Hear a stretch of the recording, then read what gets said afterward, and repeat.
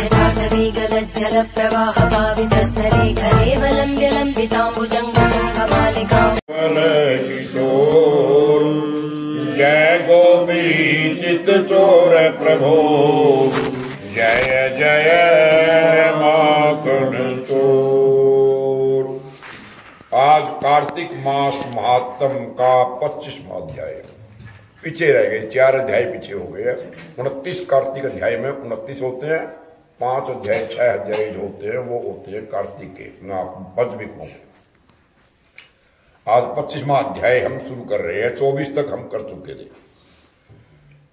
तीर्थ व्रत दान आदि के करने से समस्त पाप नाश हो जाते हैं, मगर प्रेत योनि में रहने वाले को इनका अधिकार नहीं है। कलह की बात चल रही थी, ये कलह के बारे में है। परंतु तुम्हारे दुख को देखकर मैं बड़ा दुखी हूं। तुम्हारा दुख दूर किए बिना मुझे संतोष नहीं होता।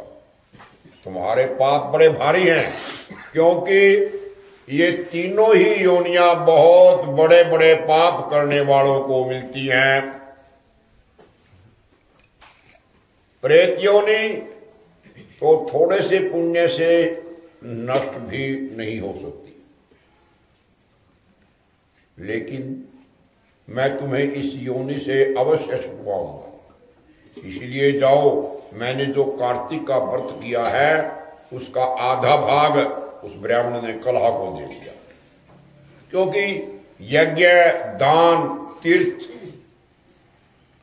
दान पुण्य ये सब निश्चय ही कार्तिक के व्रत के पुण्य के समान नहीं है।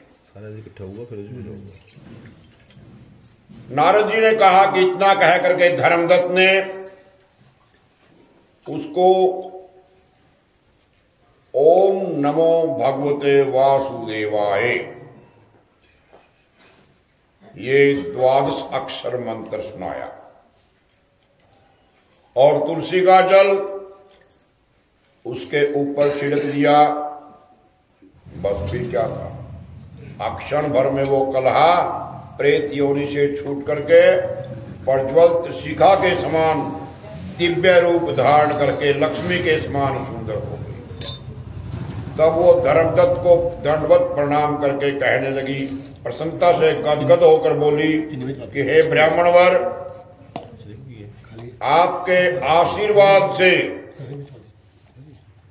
मैं इस घोर नरक में छूट गई। मुझे पाप सागर में डूबती हुई के लिए आप नौका के समान हैं। नारद जी ने कहा कि हे राजन, अभी कलहा इस प्रकार कह ही रही थी कि वहां पर विष्णुगण एक देदीप्य विमान लेकर के आए।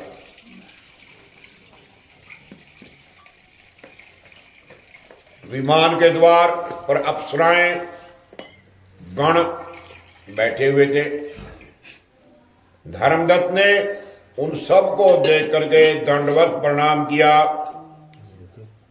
पुण्यशील सुशील नामक भगवान विष्णु के गणों ने धर्मदत्त को अपने हाथों से ऊपर उठा करके उसका अभिनंदन करके उन्होंने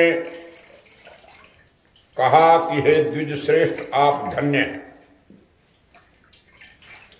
जो कि आप सदा भगवान के व्रत कथा सेवा में लगे रहते हैं। आप सर्वदा दीन दुखियों पर दया करते हैं।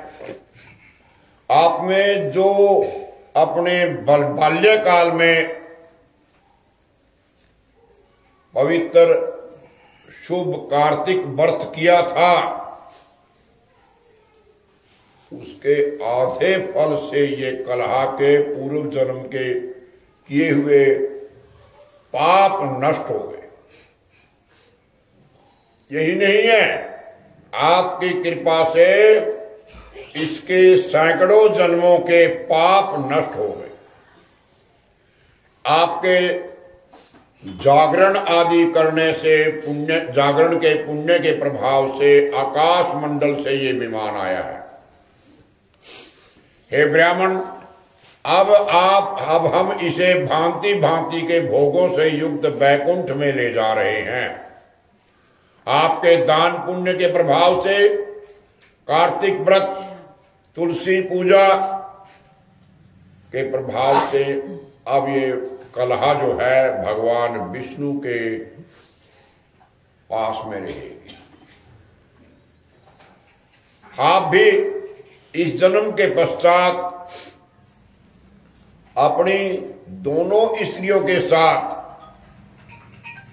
वैकुंठ लोक में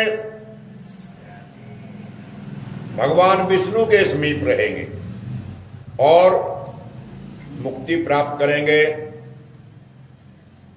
हे दया सागर, वो मनुष्य धन्य है, वो जन्म उन्हीं का फलीभूत है जिन्होंने तुम्हारी तरह भगवान विष्णु की भक्ति की। क्योंकि भगवान विष्णु अपने भक्तों का भला, अपने भक्तों को भला क्या नहीं दे सकते।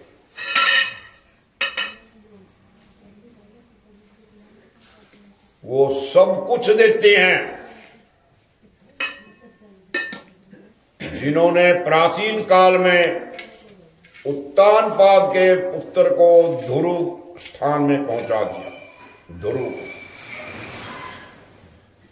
जिसके याद करने से, स्मरण मात्र से प्राणियों की सदगति हो जाती है।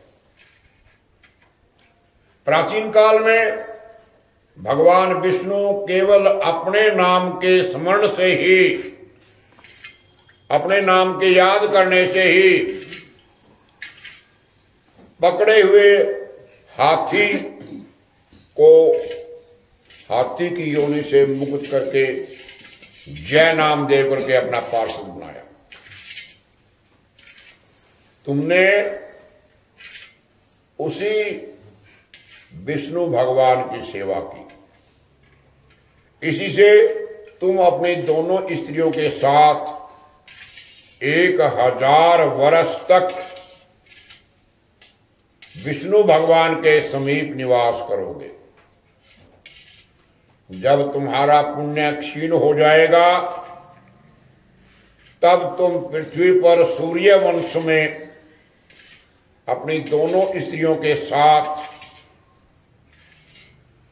दशरथ के नाम से प्रसिद्ध राजा हो गए। और ये जो कलहा है, ये भी तुम्हारे आधे पुण्य का भागीदार होने के नाते तुम्हारी तीसरी भार्या होगी, जिसका नाम केकई होगा।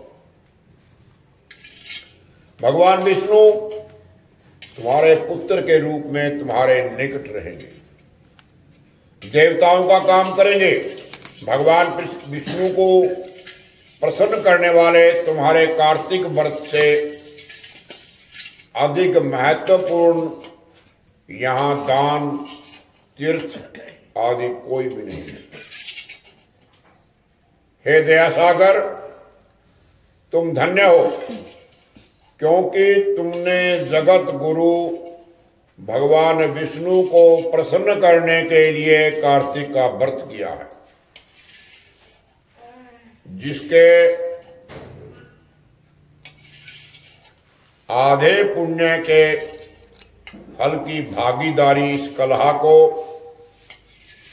इस समय हम अपने साथ विष्णु लोक को ले जा रहे हैं। बोल विष्णु भगवान की जय।